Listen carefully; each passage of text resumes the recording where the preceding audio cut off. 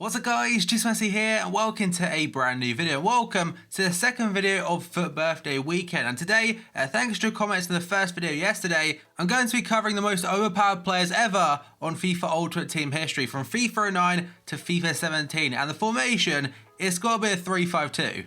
So it's the sweatiest players or most overpowered players, however you want to put it. I may have missed a few players here and there, but I'll talk about that later on in the video, guys. So before we get started, as always, you show support by leaving a like rating. That'd be absolutely awesome. If you're new to my channel, click the subscribe button for daily FIFA content, and in the comments below. I've got two things to ask. First up, what category should I do for tomorrow's video? And second up is going to be what players have I missed? If there's any overpowered players from previous FIFAs, let it down below. And finally, if you missed today's first video, it will down below in the description box. Like I said, we've got a 3-5-2 today. I think if we go back to FIFA 13, that was the most overpowered formation we've ever seen, and probably still is. It then went to like 4-3-3 variant number 4, and I think this year I'd probably say 4-1-2-1-2 variant number 2, the two centre midfielders. Right, so in goal, we're going to start off with a player that I thought was quite hard to find someone's actually better than him from previous FUT. So it's a FIFA 17 player, and you probably could have guessed it. Is this guy right here, Jack Butland, 82 rated. Last year did get an 86 rated team of the season, but the 82 this year, for some strange reason, in game, he can be unbeatable at times. He's got 81 diving, 85 reflexes, 83 handling, 73 kicking, and 79 positioning.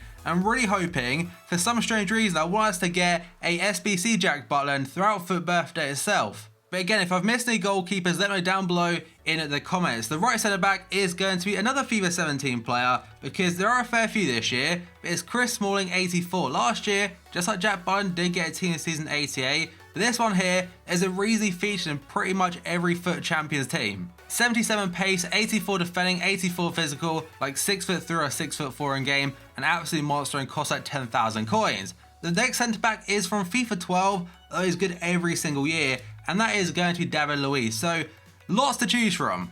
And this 89 blue team of the year right here, it's a very notorious card on FIFA Ultimate Team because he really didn't deserve to get in team of the year in general. Of course, EA don't decide that, but still a very, very dodgy card. But the one I'm going for is it's really difficult because he's been good every single year. 14 he was great, 15 he was great. Even go back one page to FIFA 13, non-rare, just as good. Then you got his FIFA 10 Benfica card, but the one I'm going to go with is going to his FIFA 12 one, because in my head I remember him standing out that FIFA and with a couple more FIFA 12 players in the team. Then we got to Farm Defender. He's not on FIFA 17.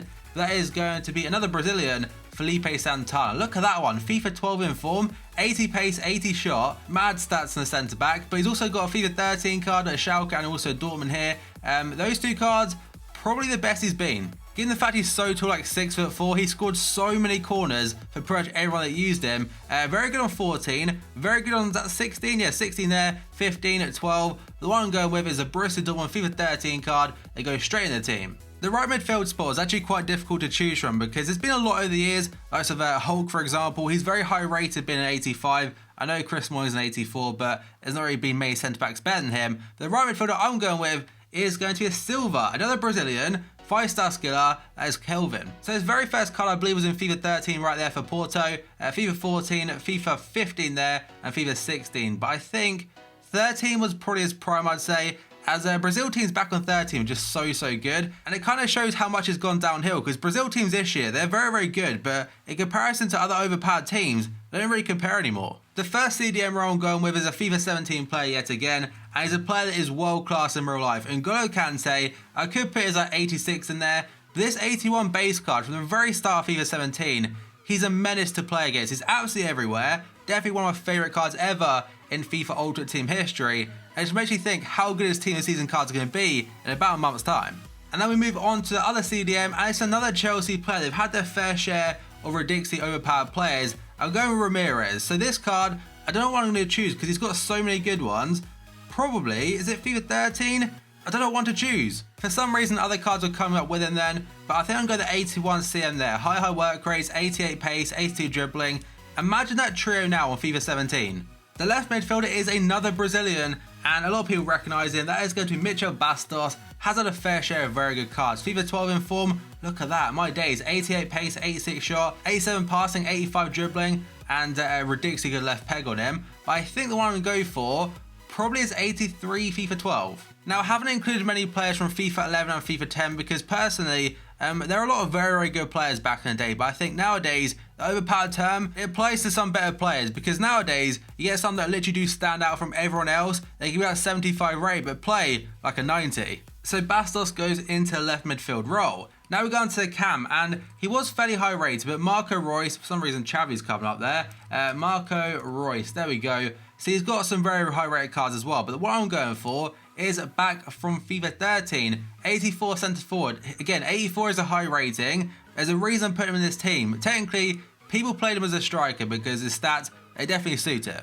But he is in the team because he links to the striker, and you probably could have guessed it by now. If he wasn't in the team, it'd be completely wrong. FIFA 13 S-Fine, just 75 rated, but he was used in pink slip teams, wager teams, to win coins, millions of coins, and special players. And the final player in the starting 11 is a very low rated player, but so good, just like S-Fine. That is going to be, probably could have guessed it by now, Victor Ibarbo. Now, if you're an original FIFA Ultimate Team player, you probably recognise this card right here as well. His FIFA 12 Silver, loads of people, including myself, played him at DM in the Serie A Silver teams with the likes of El Kabir, El Shaarawy, Coutinho, Lamela, so many good names. But the one that stands out mostly for me probably is going to be his FIFA 14 striker card, just like S-Fine, using so many pink slips. And now moving on to the bench reserves, and first up we've got Doumbia from FIFA 15. It's his 50s card, and most people on Twitter did agree and say it's his best card ever.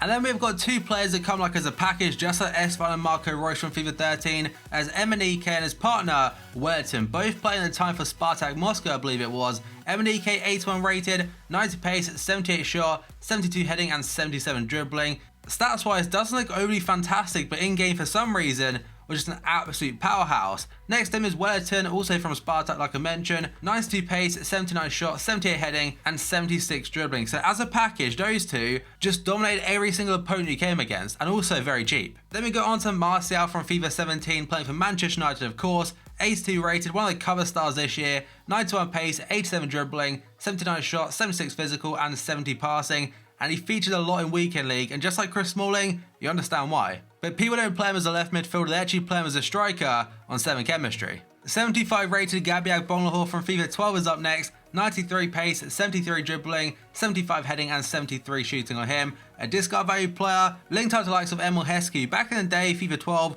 was fairly usable. Manuel from FIFA 11 is next, he's a 73 rated silver centre back, 84 pace, 74 defending, 82 heading, absolute monster. And the final player on the substitutes bench is going to be Muriel from Udinese. FIFA 14, he was very good on FIFA 13 as well as FIFA 15 I think it was. Now has returned to a gold again, I believe an inform card. 80 rated for him, and the Serie A teams of him and Ibarbo, they were horrible to come against because pace back then, it literally was everything. And now finally we've got the bottom row for the reserves, and go through these very quickly. We've got Nilmar, for some reason his picture's not showing, but FIFA 12, his Brazil card of course is Brazilian, playing for Villarreal, 92 pace, 86 dribbling, 77 shot, and an absolute beast in game. Then we've got Mayuka for Southampton, FIFA 13, I think he had 5-star weak foot, 90 pace, 74 dribbling, and here's like a key feature in my series back then, which was through the leagues, love that card. Then we move on to Mikeli from Palermo, 82 rated, I think he had like an 85 at some point, 85 pace, 85 shot,